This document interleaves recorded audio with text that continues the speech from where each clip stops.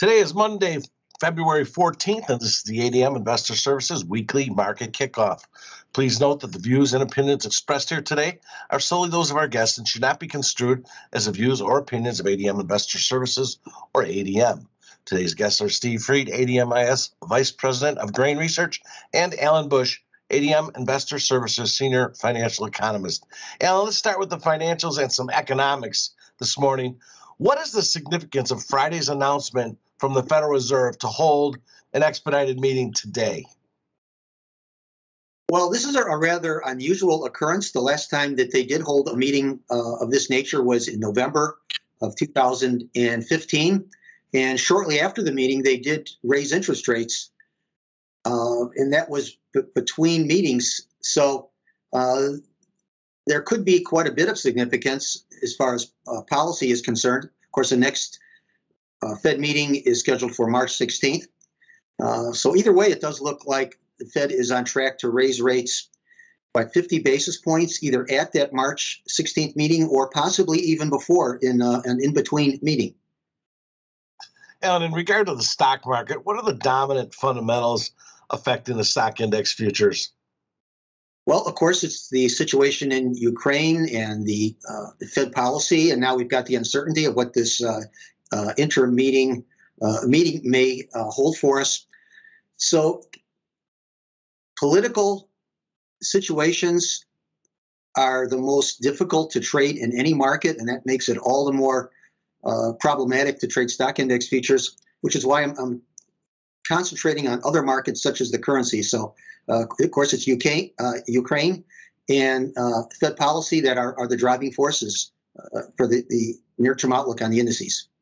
Alan, good segue when you mentioned the currencies. Why is there no flight to quality buying coming into the Japanese yen despite the ongoing tensions in Ukraine?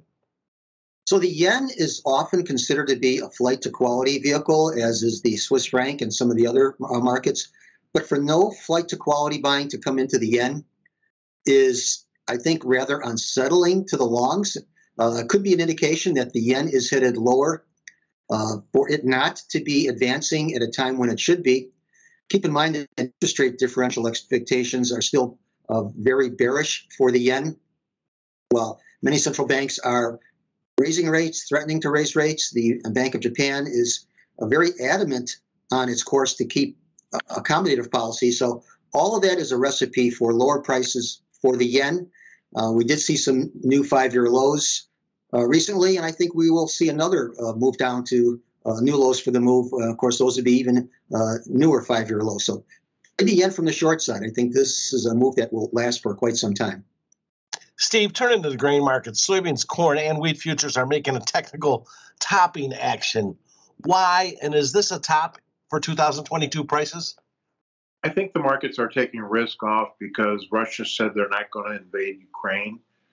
I also think that we've seen a huge increase in open interest, especially in corn and soybeans from the end of 2021. And the market probably was a little bit ahead of itself. Markets like this need to be fed constantly. And I think overall, our export inspections for both corn, beans, and wheat are running behind the pace to meet the USDA numbers, whereas private people believe that actually exports will exceed the USDA numbers. So no, I don't think this is the top for 2022.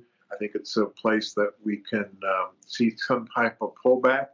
And these markets tend to let people in. And I think April, May is the time frame in which we'll make new highs. See, it looks like higher interest rates are inevitable. What impact could higher interest rates have and inflation have on grain demand? And will that carry over to the funds buying commodities as well? I think we're watching the consumer be very picky about some of what they buy as far as food and fuel. The average increase as far as food per month now is up $250. And for some people, that's more than what they can take. So they're being selective on what they buy. But I think historically, inflation has been good for commodities. And we've seen funds moving money out of the equity markets and into commodities. It's just something that I think when we did not have the S&Ps, when we didn't have the options, when there was talk about inflation, people bought soybeans. And so I think combination of inflation, lower South American crops is going to help the price of the grains. Finally, Steve, the USDA failed to make big changes in their Feb report. Did this impact prices, and will there be changes in the futures from the USDA, and how will that impact prices? I wouldn't even give the USDA a bronze medal for what they did in February. They really did nothing. And so I think privately people are talking about a carryout in beans maybe 100 million bushels lower, carryout in corn maybe 300 million bushels lower. It's unprecedented when we look at the fundamentals of how much rationing we have to do between now and our next harvest. So, I mean, talk about 1670, maybe 680 on the beans and corn nearby as a possibility. The option open interest in calls is at $17 on the May beans, $7 on the May corn, and $9 on the May wheat. And I think that the underlying fundamentals will test those strike prices. Thank you both. Remember, the views and opinions expressed today on this video are solely those of our guests and should not be construed as the views or opinions of ADM Investor Services or ADM. If you'd like more information about our brokerage services, would like to speak to one of our experts about managing your risks, or would like to open a trading account, please visit www.admis.com.